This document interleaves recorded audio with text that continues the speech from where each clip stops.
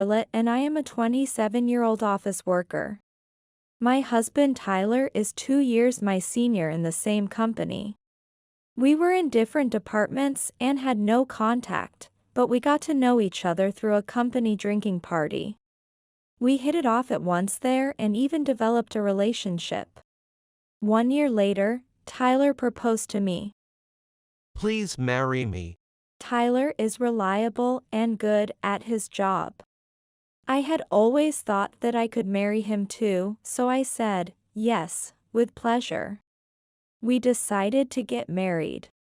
When I first went to my in-laws' house to greet our marriage, I thought everyone was very kind. My first impression was very good. I'm so happy. Tyler is finally getting married. My mother-in-law and father-in-law were happy and welcomed me with open arms. I didn't expect Tyler to bring such a beautiful woman with him. Tyler's sister, who is 5 years older than him, also congratulated me. Nice to meet you. When I greeted them, the whole family was all smiles. It's my pleasure too. As nervous as I had been, I was relieved by the friendly atmosphere in my in-laws' home, and I was glad that I married Tyler. I felt that way from the bottom of my heart. When Tyler dropped me off at my apartment after greeting my in-laws. Were you nervous? Yes, I was nervous, but everyone was so nice to me. I'm glad to hear that. So when do you want to move into that house? What? What's wrong? I was a little surprised to hear Tyler say that, because I had always thought we would be living together. But my in-laws are kind and I thought we would get along well even if we lived together, so I said, no, it's nothing. I have to get ready to move in and everything, so maybe in a month or so? Okay. Married life would continue smoothly, that's what I thought at the time. However, looking back now, I see that everything went wrong after living together. On the day of the move, my parents were unable to come because it was not convenient for them. I thought Tyler and I would have to do it alone, but my parents-in-law and even my sister-in-law all came to help us. I'm sorry, even you all came to help me. It's totally fine. I'll do this much for you because you're going to my house to marry him. They helped us with smiles on their faces. What a kind family. I almost cried a little. With such kind people, I am sure we will get along well even if we live together.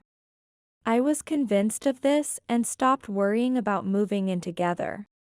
If it were true, I would have been planning to live with my in-laws from the next day, since I had some stuff to take to my parents' house and things would be a bit chaotic.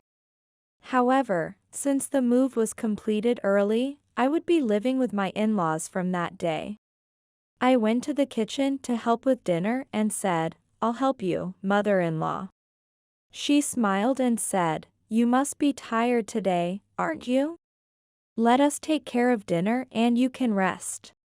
I thanked my mother-in-law for her kindness and decided to take a rest. Then, What? You really don't help her with anything, do you? my sister-in-law said in a deliberately audible voice. My mother-in-law also laughed and said, well. And I realized how insensitive I was. Still, I did not expect her to say such a sarcastic thing and could not hide my surprise. I guess it was not a good idea to be so lenient from the very first day. I knew I would do it. I said, and was about to accept my sister-in-law's dishes when.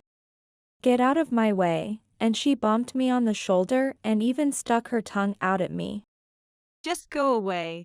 My mother-in-law just laughed and said coldly. I felt very scared because the atmosphere was totally different from the usual two gentle people. Did I say something so rude? I didn't know why they suddenly acted so coldly toward me. I had a bad feeling, but told myself that it was my fault for being so lenient from the first day. The next day, I decided to try my hardest, starting with preparing breakfast. The next day, I woke up in the morning and went to the kitchen to find that the breakfast was ready. How long are you going to stay in bed? I'm sorry. I can only bow my head to my sister-in-law's stuffy way of talking. I decided to get up earlier tomorrow and help out. After breakfast, I was getting ready to go to work when my sister-in-law came into my room and said, "You are part of our family from now on, so I want you to put your salary into our account every month." Oh, yes. How much should I put in? Of course, it's the full amount. What? All of it?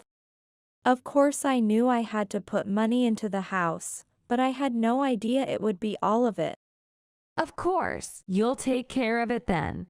With that, she quickly left the room. I had to go to work, so I couldn't say anything more about it. On payday, I decided to put most of my salary into the house account. The house is not so big as to be a mansion, and the meals are not extravagant. Tyler and his father were both working, but she was getting all the money from me, so what in the world was she doing with it? The mystery soon became clear. The day after I deposited the money into the account, my sister-in-law came home with a luxury brand bag. My sister-in-law does not work and stays at home all the time. There was no way she could afford such a bag. She must have bought it with the money I transferred to the account.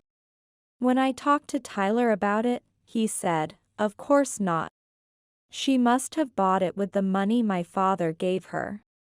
He did not take me seriously at all. I wanted to think so too, but every payday, my sister-in-law's brand name items increased. I thought it was indeed strange, so I decided to ask my sister-in-law clearly. "Sister-in-law, may I have a word? What? What happened to your bag?" I bought it. What do you want to say? "Well, it's hard to say. Did you buy it with my money by any chance?"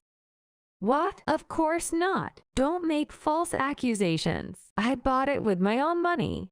I didn't want to get in trouble with her and make things worse. "I'm sorry." I apologized and said nothing more. But she was different. She took offense at my suspicion, yelled at me, and cursed me. You don't make a good salary. There is no way I can buy brand name items with that kind of money. What kind of a salary are you talking about? You're a useless person, and you're questioning people like a big shot. That's enough. All I could do was bow my head and apologize. I regretted that I had not said anything if this was going to happen. This led to my sister-in-law ignoring everything I said to her. The only time she would talk to me was in front of my father-in-law and Tyler. And only when she gives me instructions. "Clean my room, okay? Bring me some tea." She uses me like a servant. When I tried to refuse softly, she stared at me with a terrible look in her eyes. I didn't want to be upset again, so I had no choice but to shut up and do as she said. My mother-in-law just laughed at this exchange and did nothing to stop or defend my sister-in-law. On the contrary, she would curse at me and make me do all the garbage and toilet cleaning.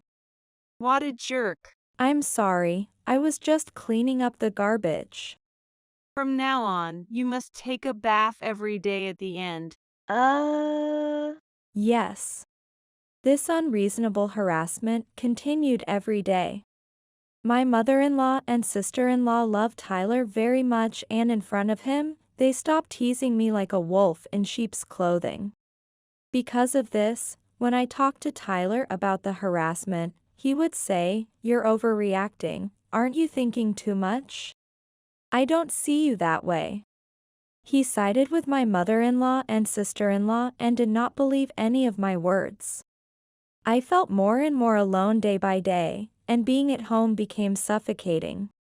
No matter what they said to me, if I rebelled, it would definitely turn into a fight. I tried to avoid that somehow, so I just bowed my head, apologized, and did as I was told. Sometimes they would force me to do the housework even though I was tired from work. On my days off, my sister-in-law would make me go shopping in the morning and work hard, and I became exhausted both physically and mentally. When Tyler or my father would say that the food I cooked tasted good, my sister-in-law would say, "Really?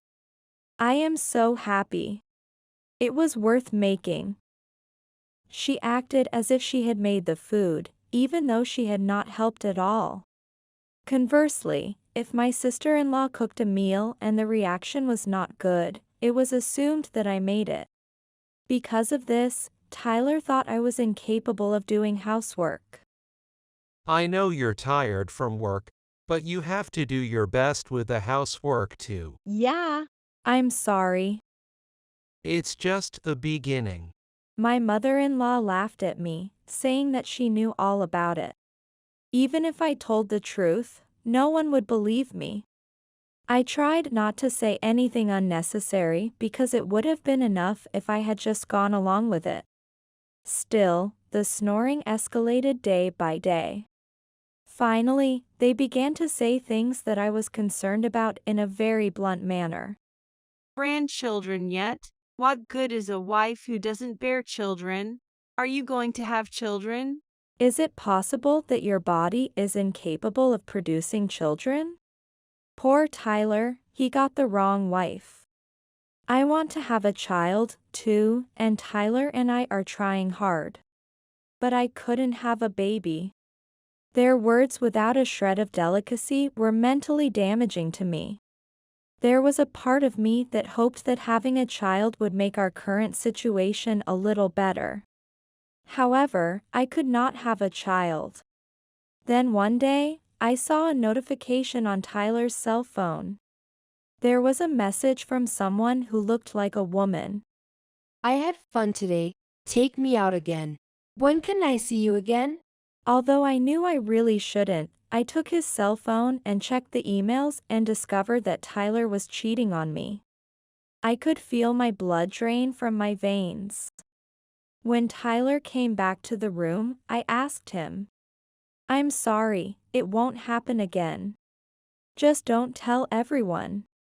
He immediately confessed that he had been cheating on me. I endured my daily snoring and put up with my sister-in-law using his salary. I felt lonely, but I had put up with it until now for Tyler's sake. I was so angry because of all the things I had accumulated that I exploded as if a dam was about to break. Don't be ridiculous. That's impossible. Let's tell this fact to my in-laws, I thought. Gathering the entire family in the living room, I told them that Tyler had been cheating on me. Then, Tyler took an unbelievable action. That was all a lie, so don't worry about it. We got into a bit of a fight. I didn't lie. What are you talking about? You wanted to harass me. He was lying, making me the bad guy, and trying to cover up the fact that he was cheating on me. She was so dirty. I can't believe she would do such a thing. Tyler would never do such a thing. Scarlett, I'm disappointed. That's not true of Tyler. Naturally, no one believed a word I said. I fell to my knees in despair. Enough. You can't do the housework, you can have children, and you keep talking about things that disrupt the family harmony. There is no one in this house who believes in me. Get out of my house, you useless wife. She's so useless, she can't even have children. It's better for everyone if you get a divorce.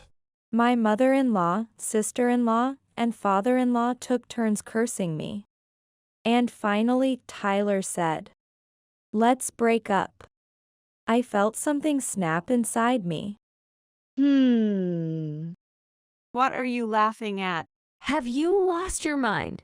I stared at them all and said, "Remember." Saying only one word, I hurried to my room and packed my bags to leave the house. My mother-in-law said happily, "It's so refreshing that you're finally leaving. I'll make sure you pay the alimony." What are you talking about? We never pay it for you. I'd rather have that. I recorded your snoring until now. Recorded? Besides, I took pictures to prove Tyler was cheating on me. What proof? Oh, didn't I tell you? My parents' house is a lawyer's office, so I'll sue all of you. When I said that, they all started to get so upset that I could laugh. Oh no. Fuck, you're lying, aren't you? Well, good. Bye. Thank you very much until now. Wait a minute. I ran out of the house and headed for my parents' house. They were naturally surprised that I had suddenly returned in the middle of the night. Even so, my parents listened to my story in tears without saying a word to the end. I didn't know that had happened. It must have been hard for you. I'm sorry I didn't notice. Saying so, my parents hugged me. Perhaps relieved by the warmth of family after a long time, I fell asleep that day. When I woke up the next day, my father was already preparing for my trial. I'm sorry I couldn't help you before. We'll take as much alimony as we can get. He was so determined. My father is a very good lawyer, and he has rarely lost a court case. He also told me that this time I had a lot of evidence, which was a huge advantage. I cried and thanked my father for his dependability. I'll take care of the rest, and Scarlett can relax. That's right. You should rest for a while.